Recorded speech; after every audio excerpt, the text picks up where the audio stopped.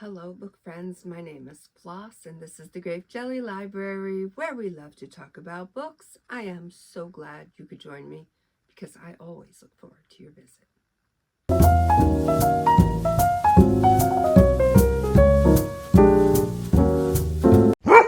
TableTopics. If you decided to go on a spiritual journey, where would you go and what would you do? I would probably seek out Shnadam Kaur and do a lot of meditating, and I would probably do a lot of raw vegan meals, and probably a lot of walking, so a lot of meditating, walking, and plant-based food, and tons of water. That's what I would do. Comment below, let me know what you would do if you decided to go on a spiritual journey. What would you do? Where would you go?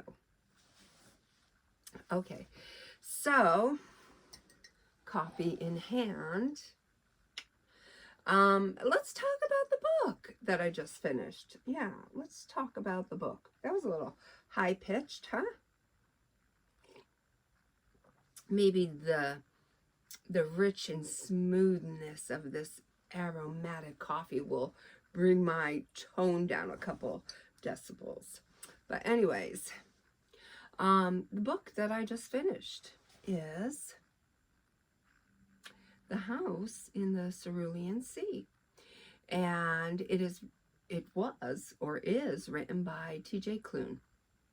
And it is part of the banned book list, and MJ over at her channel has put together a banned book reading group if you would like to participate in that.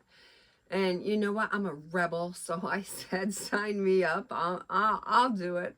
And I think this is my third banned book that I read for the year. I've read plenty of banned books before, but I haven't given too much or paid too much attention to those books. But yeah, I've read my fair share. And one thing I don't tend to do over on my channel is rereads.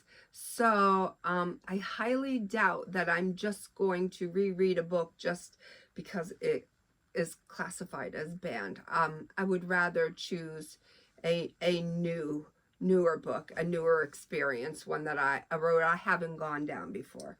Okay, so with that said, I haven't gone down this road, this book written by T.J. Klune, and you know, I was feeling a little bit, you can tell something about the book before you even read it. It's like whimsical and childlike, and I knew that. And every once in a while I liked to withdraw from the educational books or the fiction, the nonfiction, the sci-fi, the what have you. You know where I'm going with that. But it's how I stay balanced as a reader. So I don't read a heck of a lot of YA, but I will read some. Balance. So I did choose to read this, and I was intrigued as I was reading to find out what about this charming little book is going to make it banned. I can see some heavy undertones. I can see I could see the dynamic shifting in a certain direction where it might influence a younger mind. But, you know, I feel like with a good head on your shoulders and someone to talk to, whether it be a teacher, a parent, a neighbor, a friend, I feel like, you know, this book is necessary. It's a necessary part of life, of growing up, dealing with situations that we may or may not be familiar with, and taking the information that we are given and processing that with, you know, a level head, and or at least the best of our ability, and you know, making our own assessments, not having somebody make them for us. So with that said, let's get into this book. This book is the story, I love to say that, once upon a time, I love to say that too, there was a book written by T.J. Klune, and it was called The House in the Cerulean Sea. And the book focused on several topics. Now, we have a character by the name of Linus Baker, who is a straight and narrow, do everything by the book, don't stop to ponder any outcome, results, or repercussions. That is not the task at hand. The task at hand is the job that he was born to do. Very good at his job because of that quality. Because he doesn't look at an outcome, he only looks at the situation at hand and dealing with that situation and putting his judgment down. Now I'm getting a little bit, what the heck are you talking about, Floss? So let me back up a little bit. Okay, so Linus Baker is a government worker, and he is sent to special facilities where magical children dwell. When I say magical, I mean different, unique. They don't fit in, kind of like the Island of Misfits. I should put this disclaimer out there. This book was heavily influenced by the 60s scoop. Now, I'm not going to get too much into that, and I'm not going to give my opinions or any kind of thoughts on that. We're focusing on this book. You can research that, and then you can take that information and do with it what you will. So that's where the idea of this book came from. So Linus Baker is good at his job because he's able to walk into these government facilities that house these magical children and determine whether the house is fit to remain open or should it be closed. And then he moves along without any consideration of what will become of the children. So because of this quality, he is asked to go to this government facility that is stationed in the middle of the sea and just give his opinion. And so he does that. Now, in doing so, he, for the first time in his 40 years,